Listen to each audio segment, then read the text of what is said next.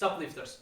Now I want to talk about my nutrition, and both my like the nutrition of me right now and the nutrition of me in the past, and how I approach it now. So the first part of the video will be my nutrition, like not journey, but in general how I approached it, when did I start learning about it, and it's not gonna be informational. Maybe there will be some bits here and there which are gonna be actually useful, but in general they're not gonna be educational. The most educational stuff will be in the second part of the video, and I'm gonna put the timestamp. How do I eat? How did I eat? I am from a Mediterranean country, so some people might kind of know what we eat in general. And you might also know that it is a kind of high in fats diet, because there is a lot of use of olive oil and in general oils when you cook every type of food, okay? And that means that if you are not an active kid, or a kid with a very high metabolism by DNA, by definition, you might end up overweight. You might also add to the fact that as a kid I didn't really like sports, and you can kind of understand that this is a recipe of a disaster. You can actually add that I do like eating, I do enjoy it, and you might find out that if you kind of sum these three variables, you will kind of understand where this video is gonna go. So, as a kid, I previously said that I played soccer, but I really just did it for social purposes, being that everybody did, so I said, yeah, I'm gonna do it as well. But I had no real passion for it. I did, however, like play FIFA or PES. So, I played it, but I half-assed it. I didn't really like running, so that's basically what I did. I played just for the sake of playing. I was bad, I didn't really focus, and I didn't care. So fast forward a couple of years, and already I believe in oh man, how is it called in English? When I was like, let's say when I was like 11 to 13, around that time of age, I was already getting overweight. Now, some people might talk about saying that obese for me is too harsh of a definition. I do not have a picture of me to share. I said in a previous video that I had the video of me jumping the rope, but I lost it when I changed my phone. So as I started getting overweight, at the end of the middle school, I went to high school, and a lot of people in high school didn't do any activity. So I told my parents, yeah, but why do I need to go play soccer if nobody in my classroom actually does play a sport? So they reluctantly accepted that, and basically I stopped also playing soccer. So I stopped playing football and soccer, football, call it however you will. And when I stopped, I ended up actually eating the same way I did before. And if you think about it, during high school, I basically had my grandma and actually my grandpa cooking my food. And of course he doesn't know any better, and I also didn't know any better. I didn't know anything about nutrition. I didn't know about fats, carbohydrates, protein, BMR. I do not know anything at all. Zero, okay? So my diet pretty much was, I woke up and I pretty much ate nothing, okay? I just sometimes had a coffee with some milk. Maybe I got some kind of yogurt, but I'm not too sure. So I went to school, and I had the first 2 hours of lessons, then we had a pause, we had the next 2, and then it got to 12, so the hour of lunch. And for lunch I ate this big ass sandwich, which inside had basically fried beef, maybe. Maybe it was actually fried chicken, but it was fried chicken breast, or it was, I'm not sure which animal it was. Anyway, it was basically this big ass sandwich, not sandwich, like a burger, yeah, a burger, but it didn't have a hamburger inside. It's kind of weird. However, it didn't have the bread of the sandwich, okay? It had the bread of the burgers, and inside it had this big chicken slash beef slash God knows what fried thing inside. So you do understand that it's a lot of calories. And that was my first lunch.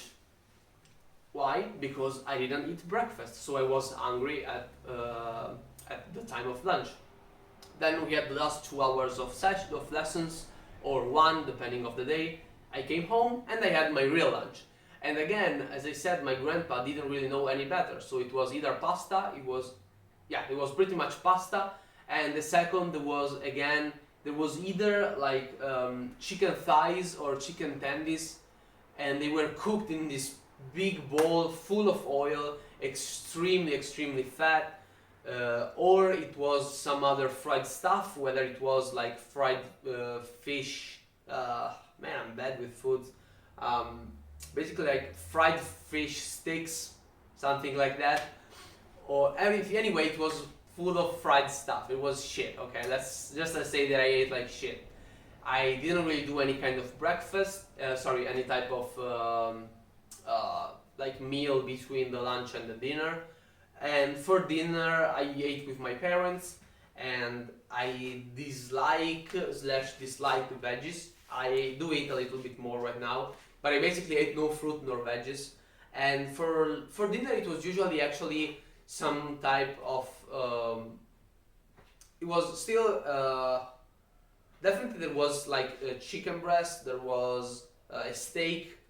Those were things that I ate. Sometimes I had some type of soup sometimes.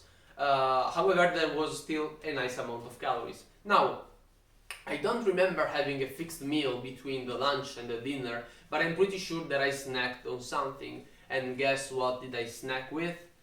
I snacked with chocolate. I snacked with I don't know, sugars. I snacked with whatever unhealthy junk food I had in my house. Chips, yeah, chips as well. So I understand that my diet was terrible. It was bullcrap. Fast forward to like when I was like 17, and I watched and read this amazing anime and manga called Haikyuu, which talks about volleyball, and that is what kinda actually sparked the interest in me in sports. That was kind of the first thing, and I decided to go play volleyball, and I did for like 6 months. And then I stopped because it was my last year, and I made an excuse to myself saying, oh yeah, no, I'm gonna study so hard for the exams, and that is why I cannot play volleyball, which was bullshit. It was just an excuse because I was lazy, although I did like it. And what happened in this period is that I kind of lost some weight, not a lot, like 2 to 3 kilograms. So I was probably like 80 kilograms. I went to like 78, probably something like that. However, I felt better, because I was doing cardio. As you know, volleyball is mostly cardio, and I felt like my body shape was improving. I remember vividly one time that I was with my friends at a lunch outside, I think, and then we decided to go play basketball because there was a basketball court, okay? And we had to basically do like 200 meters, and there was a slope, okay? So this is the place where me and my friends were eating, then there was this long ass slope, and then there was this basketball court. And I remember vividly that all of my friends also weren't like doing any type of sports at the moment, I think. Maybe one dude went to the gym, but I'm not sure, or at least of the friends that I had there. And I remember vividly that I ran down this slope and I came into this basketball court, and I was talking with everybody, we played, and then we said, damn, we're tired, we want some water, okay, because it was hot. And everybody said, oh, I'm too tired to go up, I don't wanna. And I said, yeah, I can go. I was still fresh. And as I was running upwards of this slope, I remember thinking, damn, I feel good. I feel amazing. I am running, and my friends are completely destroyed by having played basketball, and I felt so nice, It was a weird sensation because, as you can understand, I've always been kind of a nerdy guy. I never played sports, so I didn't know what was the feeling of running, of actually feeling okay running, not feeling your lungs like they were about to burst, your heart beating so hard that it might also burst. and it was a different feeling. So I ran up, I got a lot of water bottles, I went down and I gave it to them. And that was a moment that I really treasure in my heart. That is really something special that I still remember to this day. And it always makes me smile when I think about it, because I believe that it was the first kind of that one moment, that I talked about in another video. That was that one moment for being fit in general, I guess. So, during my 5th year of high school and first year of university, or actually during my 5th year of high school, I didn't do anything. And that is when I kept ballooning up in weight and I reached like 83 to 84. And then I got to university, I did 3 months there, and again I wasn't doing anything. And then I got starstruck. I watched another manga, actually the anime first and then the whole manga, which is so long, so I don't really think that you should read it because it's so long, which is called Hajime no Ippo, which basically means the beginning of Ippo, and Ippo is the main character, which is this guy who takes up boxing. And that is how I kind of fell in love with combat sports, and this is a deep passion, a deep love for combat that is still with me to this day in my heart. For me, combat is one of the most beautiful things in the world. Although it's kind of paradoxical, but I will actually talk about it. You know what? I'm gonna do a video on it. Combat sports. There we go. I'm gonna talk about it later. So I thought, okay, I could take up boxing. However, I don't really want to get punched in the face. That's a scary thought for somebody who has never gotten punched in the face. And at the time, I was also listening to the Joe Rogan podcast. And you might know him, and you know that he's so big on intermittent fasting. And I'm saying this because it's gonna be important in this story. Actually, I'm also talking a lot about the activities I did, so perhaps this video is both my nutrition and my exercise selection stuff that I did. So it's nice, okay. Moving on. I wanted to do a combat sport, but I didn't really want to get punched in the face, so this basically removed all of the striking stuff. So what I was left with was wrestling, which I'm not sure there was any class in where I went to university. Then there was judo, which I actually did when I was like a real kid, like 4 years old, so I didn't even count it. And then there was Brazilian Jiu-Jitsu, BJJ. If you can go check out the Brazilian Jiu-Jitsu class, you're gonna love it. And that is when I found out that when I went to university, there was actually a club. So I was like, yeah, that's amazing, let's do it, okay. So I started going to Jiu-Jitsu and I loved it. Although I was extremely unfit, I was extremely bad, I was getting tapped out by everything. And there was also like a blue belt girl, which I remember, she tapped me out like 8 times in 5 minutes. And as you know, I like learning stuff, so I already knew something about BJJ, okay, because as I said, I was following the Joe Rogan podcast. I watched this, like all of the greats like Gordon Ryan, Ricky Tonon, Gary Tonon. Sorry, not Ricky, Gary Tonon. I watched. Then there was Uriah Hall. No, oh my God, I'm so bad. Ryan Hall in the UFC. And I watched a lot of these fighters. Okay, there were also Brian Ortega. All of these jiu-jitsu. Eddie Bravo. There were so many, and I was so excited. So I kind of knew about the guard, which is the main position in jiu-jitsu. So people kind of told me, yeah, but you already know something because you're putting yourself in guard. And I told them, yeah, I watched some videos. So everybody was like, damn, this guy, perhaps he likes it. And I did, I really did. And how this ties with my nutrition is that I basically went on a diet, on a crash diet. Because I felt like intermittent fasting was the shit. It was the thing that would have made me so amazingly fit because it works so well and I had no idea how to do it. So I ate like nothing for breakfast again. I ate like 100 grams of pasta for lunch with no proteins whatsoever. I had nothing for like as a snack in the evening, between lunch and dinner. And for dinner, when I came home, and I came home extremely late. That's also interesting. I want to talk about it in the combat sports video. I came out extremely late at this period of time in my life, and I had again some kind of soup and then some kind of protein. So I understand that it was an extremely low calorie diet. However, since I was so fat, I still felt okay. I wasn't performing too badly, so I kind of dropped down a lot of weight. I then stopped going to uni and I had to change my course. So I had to basically leave this city and go to another city for uni. So it wasn't sustainable for me because basically I lived there. This is where I did jiu-jitsu and this was my new university. So you do understand that I would have had to waste 25 minutes and then like 1 hour to go to the other side and then another half an hour to come back home, and that would have been a lot of waste of time. So during that summer between I went to the new university and after I dropped jiu-jitsu, I said, okay, I feel comfortable with jiu-jitsu, I like it, and I want to try actually striking. So what did I do? I joined an MMA gym, and that was one of the best decisions that I ever made.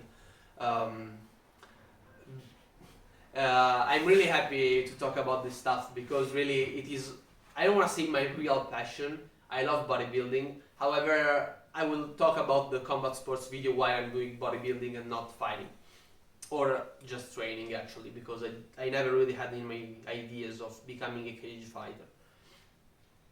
So I started doing MMA there. And my nutrition was kind of slowly improving. Meaning that I knew about protein now, so I kind of decided to eat more of them, but again I had no real knowledge about it, like how much, how many, when, and so on. So this is what I did. I just went there, I trained, and then I had 1 month of stop because they were changing location, so they weren't training. So I had this 1 month where I just trained by myself, and I had this type of small home gym where I had my dumbbells and just my pull-up bar, so I could do dips, pull-ups, and curls. That was it. I had nothing else. So that's what I did for that month, and then MMA lessons started. I had lesson every single day. We did wrestling 2 times, jiu-jitsu 2 times, or rather grappling since there is no gi, and 1 day of striking. So you can also understand why. You can't understand it because I never said it, but I preferred a lot the wrestling and grappling style of fighting, okay? And I'm also biased because it's a lot less striking. So what I did was basically just go there, train every single day. I hurt myself a couple of times. I think I broke my pinky of my feet, and I kept training. It hurt a lot, and now it's kind of immobile. I had an injury because I got low kicked so hard by my coach when I wasn't expecting it, and I basically had to skip like 3 weeks of training because it just hurt so bad, and that was terrible. Leg kicks are really something. And also I now realize why I was kind of bad of shooting takedowns. It was due to my poor ankle mobility, but I don't want to talk about it. If you know how you shoot a takedown when you go down, you know what I'm talking about. Think about it when I just can't move my knees past this. I was just dropping down. I wasn't really sliding into it. Anyway, then what happens? I decided to fight for my first time, and I did an amateur fighting. So that means that I had I had the shin guards. I had gloves, 7 ounces. MMA real gloves are 4 ounces. And we also had the headgear. So I went there and I lost first round by submission. However, it was an important experience for me because yes, I lost and I didn't really perform well, which was what kind of made me even sadder, because it's one thing to lose and to actually display what you actually learned in those months, and it is another thing to lose in such a pathetic way. I basically got caught a lot on my feet because, as I said, 1, it wasn't really my passion, striking, and 2, I didn't really practice it a lot since it was once a week and I had to script 3 weeks, and I basically just trained for 3 months for this competition in pure MMA, so it was decent at grappling. However, I basically got caught on my feet and I felt pretty dizzy, so I tried to shoot for a takedown and it went terribly. In fact, I didn't get on top, my opponent got on top of me, so there was ground and pound, but only to the body, so that made him a bad option. So he tried working for a submission. I managed to reverse it and I was sitting in his guard. I tried ground and pounding his body. However, I haven't been extremely careful and I overextended with an arm, and then he caught me with an arm bar. A teammate of mine, a girl, actually broke her arm that day. She completely got it snapped. She had, I think, her humerus completely broken, and that kind of freaked me out. So the moment that I got in the armbar, I tapped, although it wasn't really tight, and that is something that I still regret to this day. You know, perhaps if I could have survived that, maybe I could have kept the round on the ground. Who knows? Who cares? And I remember I cried a lot after the match because I performed so badly, and it was the real competition that I actually cared about. Because yeah, I did play in soccer matches, but I didn't give a shit, so I wasn't really invested in it emotionally. And I also remember that that was the first time that I actually had to kind of do some kind of weight management, because there are weight divisions. And I remember that I competed in the 70 kilograms one. So you do understand that this intermittent fasting thing kinda worked. I mean, I dropped a lot of weight and I was active. However, I didn't really have any type of muscle mass, because yeah, I trained for a month at home, and you do understand that without proper programming, proper overloading, and just training with those 3 pieces of equipment, you can't really get optimal results. So I was able to keep that weight and eat normally, maybe around 2000 calories, just because I was moving every day like for 2 hours doing MMA. Then we had all of the winter vacation, and there was no training, and I ate a little bit more. I remember that it was like 73 to 74 kilograms, and I was kind of upset with myself because I wanted to compete in the 66 kilograms, because I believe that is where I should have belonged regarding my height. So I was already a small lightweight. I would have been a decently sized featherweight, I believe. However, there are also people who have like my stats regarding height, which actually fought in the bantamweight, which is 61 kilograms, like Mokaev Muhammad, which is an amazing athlete, and you're gonna see him. I'm gonna say it now. Go check that dude out. He's gonna make it big in the UFC one day. But that's besides the point. So after that, I was kind of discouraged. I went training, but I wasn't really going every single day. I went there a couple of times here and there, and I also remember, and I didn't really mention it, but I had some type of injuries here and there. I mean, I mentioned my pinky. However, I also had something to my shoulder because I was sparring and my opponent threw a straight, and I blocked it in a weird way. I kind of did something like this, and he basically punched there. So it kind of overextended it there, which is, I believe, why my mobility is kind of screwed up on my left shoulder. I also had a bad injury on my knee when I was still grappling when I was still in my first year of university, which basically happened with a knee slide when I was on the field, and that was terrible. It became huge. I think I have a picture. I'm gonna put it if I find it. My knee became extra huge, and they had to kind of remove the blood with a syringe at the hospital, and I had to stop there. So you do understand that I am quite injury prone. That is the most important thing, however, is that in soccer I rolled my ankles 6 times the left, 5 times the right, which is also why I believe my mobility is so screwed up. So you do understand that I'm quite injury prone in general, and that is gonna play a big role in why I chose bodybuilding over MMA, although I do prefer MMA as an activity. So I kept going there here and there a lot, like not a lot, but I went there like 3 to 4 times a week, not every single day. I usually skipped striking because it was the least interesting part to me. And that is it. Something happened. It was March of 2019, I believe. Yeah, it was 2019, wow. Or 2020, I don't remember. Basically, it was the COVID, okay? So everything closed up, and I was left at home with no real gym equipment. And that is why I said in my deadlift and bench video that I've only been really bench pressing and deadlifting from like 5 to 6 months now, because I bought everything in May of this year. So basically I had from March of the last year to May of this year, in which I could only train with my pull-ups bar, with my dips bar, and my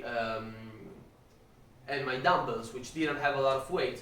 Although I did buy the silver barbell, which is smaller, lighter, and cheaper than the black one. However, I didn't have a bench, so I kind of I didn't really have floor pressed, but I still had like 32 kilograms. That was my max. I benched and deadlifted with 32 kilograms. That was everything I had.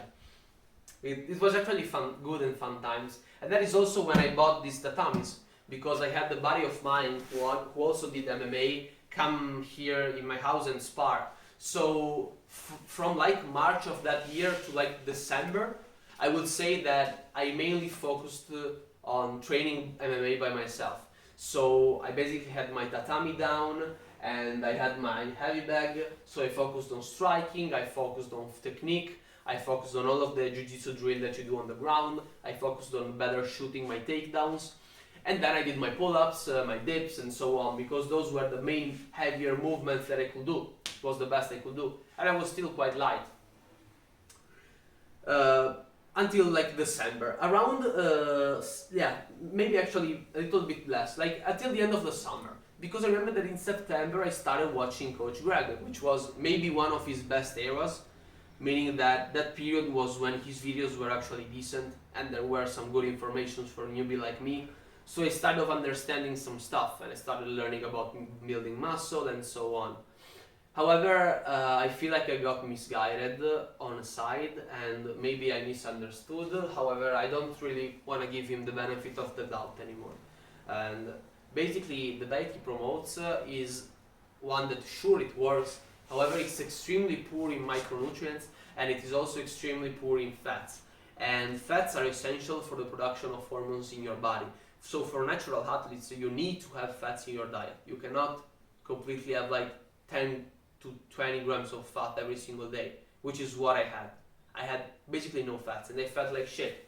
So from December, you know, the whole train your heart thing, I started riding a lot my cyclette, which I have there, like my fake bike. I don't know, maybe it's called cyclette even in English. So that's what I did every single day. I did a lot of cardio, I kept eating and I kept training. However, I saw little to no results. I mean, at the time, I weighed a lot less because during that summer, I think that I screwed up big time actually. Yeah, okay, yeah, I kind of got it. Okay, so during that summer, I trained MMA and I was watching Greg and I was cycling a lot. At the end of that summer was when I got to 66 kilograms and I ate 1500 calories and I biked 40 minutes every single day. And I'm gonna put a video of how I looked at the time. That was the end of summer. I'm sorry I got confused.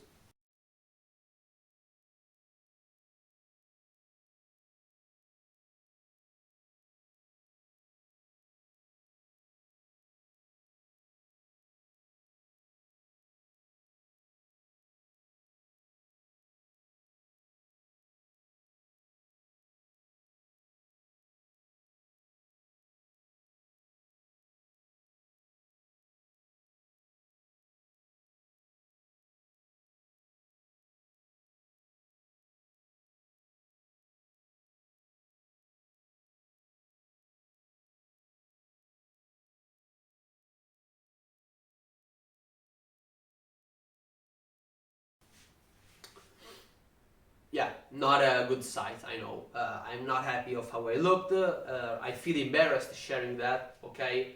However, that's how I looked and I think it's important in order to understand how I got here now. So, everybody said you should eat more, you look bad, because they were right, because I was still fat. If you look at that, you wouldn't say that I was shredded by any means. Why? Because mainly for my genetic, but because I had no muscle mass. So I didn't have enough engine to sustain that type of body. So what happened was that I kept dropping weight, however I had no muscle. So I was still fat. It was skinny fat, you know, perhaps. Maybe you could call it like that. And after that, I felt like poop. I remember one day I went to my friend's house to watch a movie. I remember I couldn't even focus on the movie. I didn't understand nothing. And I remember that I was sitting there, and at the end of the night, they told me, yeah, let's go take a walk. And I watched them. I watched them with these eyes. I was like, guys, I don't really think that I can walk. I want to go home. I went home and I went to sleep. Nothing bad happened, don't get me wrong, but I felt like death. I literally felt like that.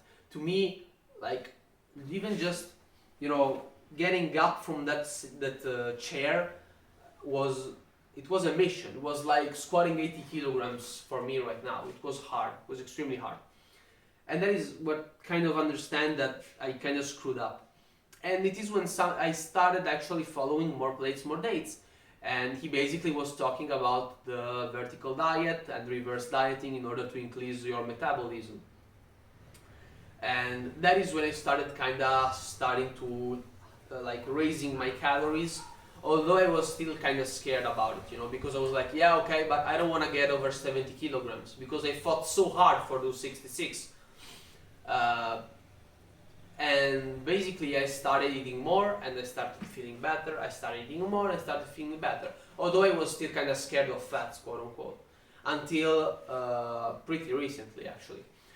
So I started gaining back weight. I reached like the 76 kilogram, maybe no, not 76. I was like 74. So I still gained 8 kilograms, which is not bad.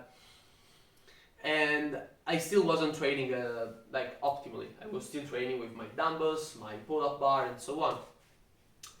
Moving on, I remember it was again December, so there were all the holidays, and as usual, we eat more because there are all of your there is the family reunion, so we eat a lot because it's cultural. It's stupid, but that is a whole other topic. So we ate. We did everything, and when I actually finished there, well, I felt like I was fat, okay? However, I felt better, so I basically thought, okay, I am simply too fat, I will never be shredded, so I'm gonna stop lifting. But what was I supposed to actually do? Because, if I can't lift, because I will never get shredded, I don't want to play any sports, because everything is closed due to COVID. I kinda rethought that. I said, okay, let's actually learn more about bodybuilding and so on. And so I started following a lot more people, both IFBB pros.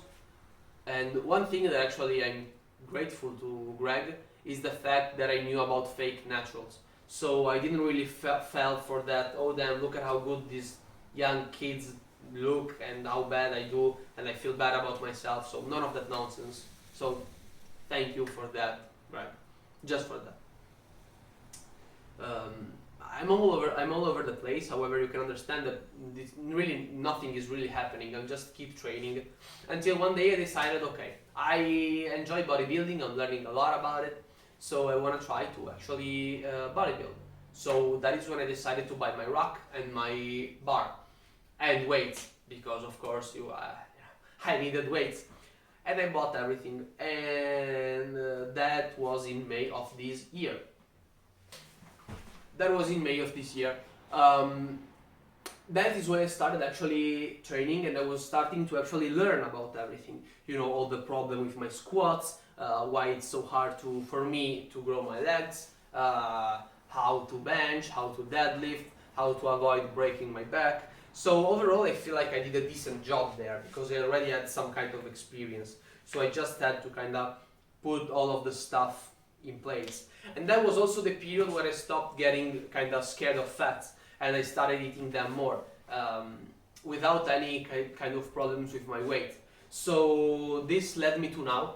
And basically, this is my physique. You can go watch any video of my train every day to see my physique. Mainly the one from the past, since I feel like that it's gonna be colder from now on, looking at the weather. So I'm gonna train with a hoodie on or with a shirt on. Anyway, t-shirt on.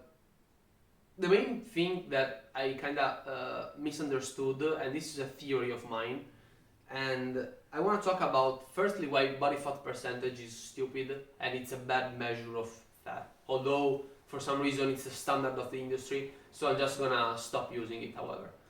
So it is stupid because let's do a very, very small calculus. We have a person who weighs 100 kilograms. He has 80 kilograms of lean mass and 20 of fat mass. So that will mean that he is 20% of body fat. Again, let's pick this same person, and after a year he weighs 110 kilograms, although now he is 90 kilograms of lean mass and 20% of, and 20 kilograms of body fat percentage. If we do a couple of calculus, you will see that in the next clip he will actually be fatter in percentage wise because he has a bigger weight, which doesn't make any sense. I don't know if I want to keep this part actually. I don't know. Anyway, this is it. I'm now going to talk about how I approach my nutrition now. So, the main thing that you should understand is that there are 3 macronutrients and 1 extra macronutrient. The extra macronutrient is alcohol, which has 7 kilocalories per gram. And it is not used as energy, it is instantly stored as fat. We then have carbohydrates and proteins. They both have 4 calories per gram. Carbohydrates are what gives you energy. 1 gram of carbohydrates links himself with 3 grams of water to form a single unit of glycogen. Glycogen gets stored in your muscle and it is what gives you a pump. Actually the pump is given you by the blood, but the glycogen is what makes the muscle look full. You know, bodybuilders usually say I look flat. It's because they aren't eating enough carbs in order to be completely fulfilled by glycogen. And glycogen helps you perform, so you shouldn't cut carbs. Protein are basically the single units that are gonna build your own muscles.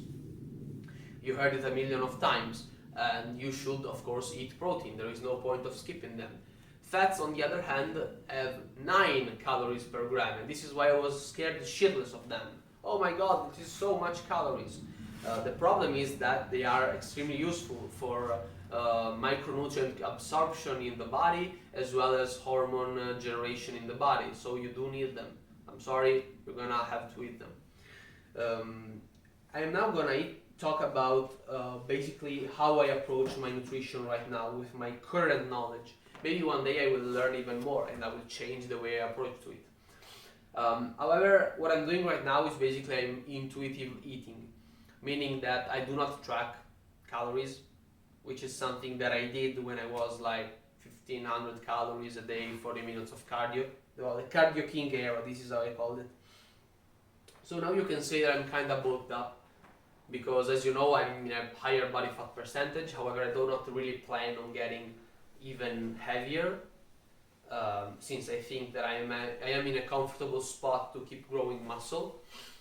And I'm just intuitively eating. I tried tracking a couple of days. I got like 2800 in one day and 3000 in another day. And if you told the me of the past that I could look like this, eating this much, he wouldn't have believed it. I swear to God, he would have said that I was lying to him, that reverse dieting doesn't work, and yada yada. So take the leap of faith, get fatter, quote unquote, you're gonna feel better, you're gonna build more muscle. And you will see why for me it's extremely important to build muscle. These are the main nutrients. So how do I actually think about them? How do I allocate them? Some people say that macros do not work because everybody eats enough protein. Bullshit. A lot of people do not eat enough protein. And if they do, it's suboptimal. So there are some people who actually say that they do get away with not a lot of protein, but I do not think it's optimal. So if you are bodybuilding, I agree that training is the most important thing for hypertrophy, but nutrition is also extremely important. So why would you want to leave some gains on the table because you don't want to eat those extra 40 grams of protein a day? It's gonna help in the long run. If you think about it, just like skipping one session is terrible in 10 years because it's gonna be 10% less of all of your sessions. At the same time, maybe not, I don't know why I said 10%, who cares? It's gonna be a lot less in a lot of years. At the same time, losing protein every single day, it's gonna result in a net loss of potential muscle mass that you could have built. So, what do I do? Find your weight in kilograms. Now, pick this number, which is 2.2, and you multiply it by kilograms, and those will be your amount of protein. In my case, it's 81 kilograms times 2 means 162, so it should be around 170 grams of protein a day. Now, if we go back to the argument of before, saying that 1 gram of protein has 4 calories, we do understand that we have 680 calories for me, they will come from protein. We're gonna then use fats. Now we're gonna use 0.5 times your body weight. So it's gonna be 41.5 grams, which again is around 380 something or 90 something calories. So right now I have gotten like 1200 calories, which are allocated for the minimal amount of fat and protein that I need.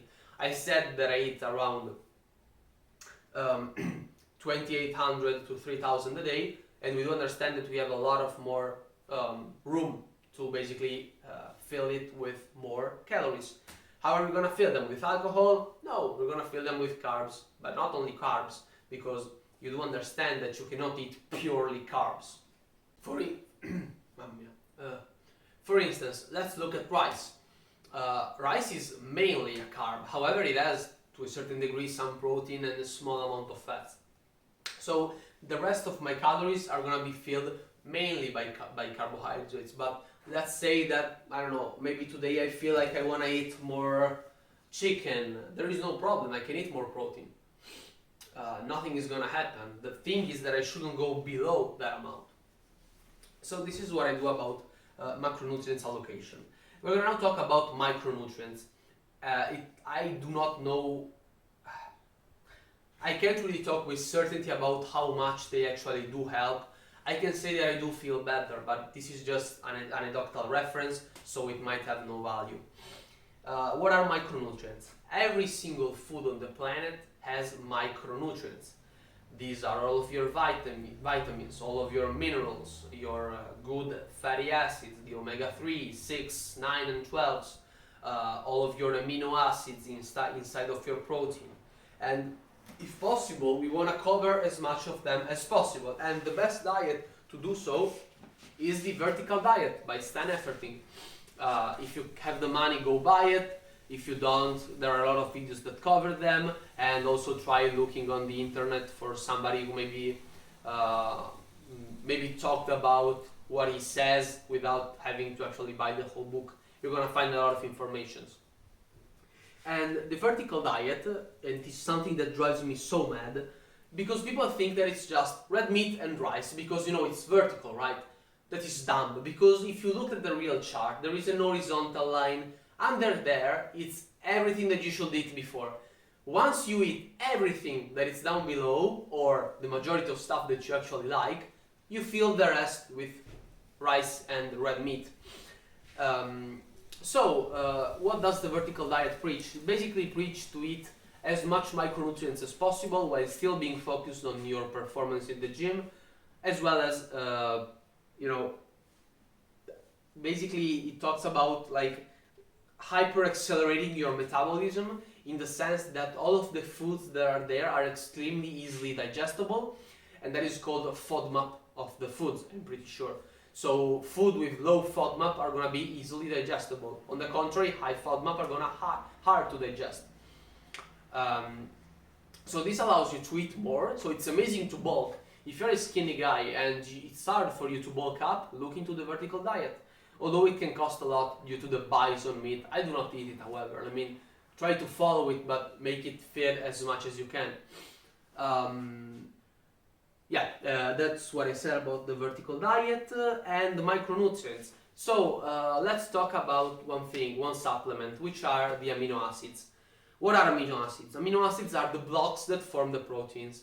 So we understand that if we eat proteins from different sources, we do not need amino acids. I firmly believe that you do not need them in the first place. In general, even if you just eat chicken, I believe they're just a scam and you do not need them.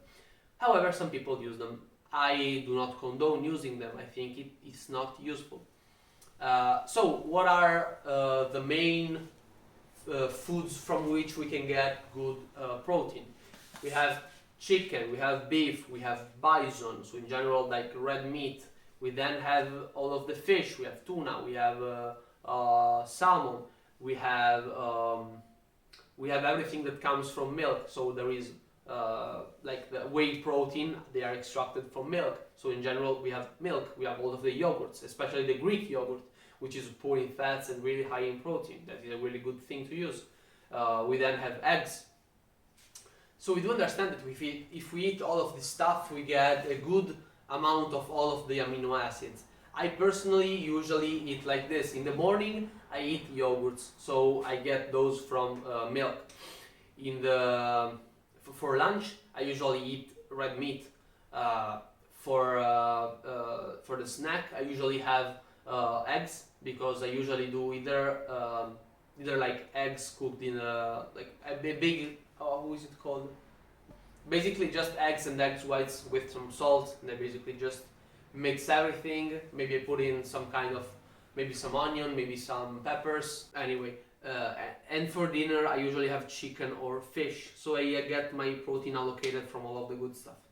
We then have fats. We want to eat healthy fats, so we do not want to eat a lot of fried stuff. I am not an expert on fats, so I can't really tell you what is extremely bad and why is bad. What I can tell you, however, is what you should consume, which are omega-3s from fatty acids of fish.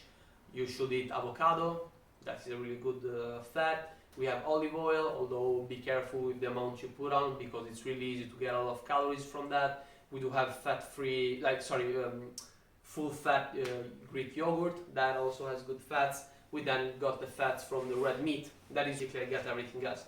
And then my carbs are pretty like whatever I want, to be honest. I mean, it could be from even biscuits. I mean, I can eat biscuits and I have no problems with that, and for me it's amazing.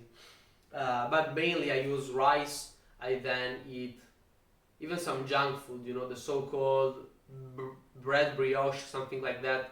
It's basically toast pieces which are actually sweet. They have sugar and stuff like that. And then I eat like more sugary type of yogurts, because I do like yogurt, if you didn't get. So this is what I'm eating right now, and I feel pretty nice with it.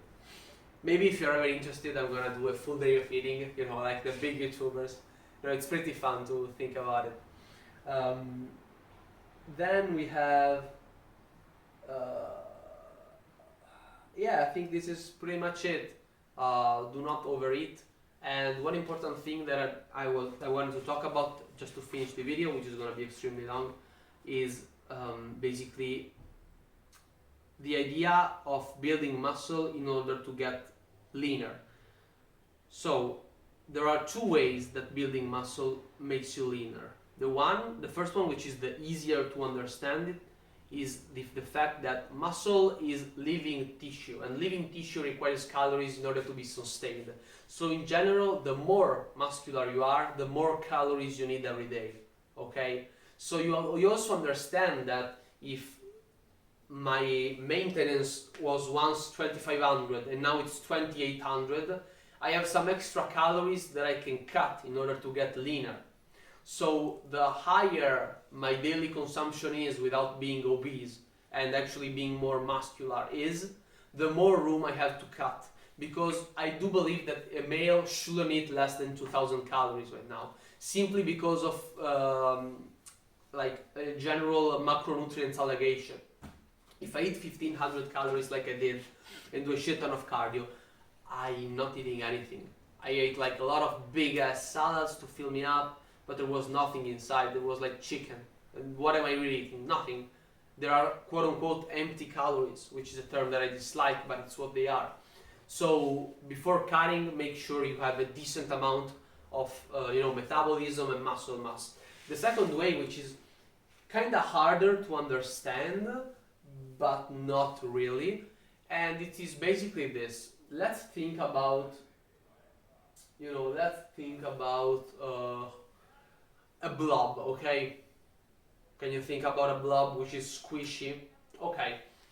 Let's say that we are gonna expand this blob on a surface which is this big. It's big as my fist, okay? You understand that this blob is gonna sit there and it's gonna be extremely big, okay? Because the surface is small.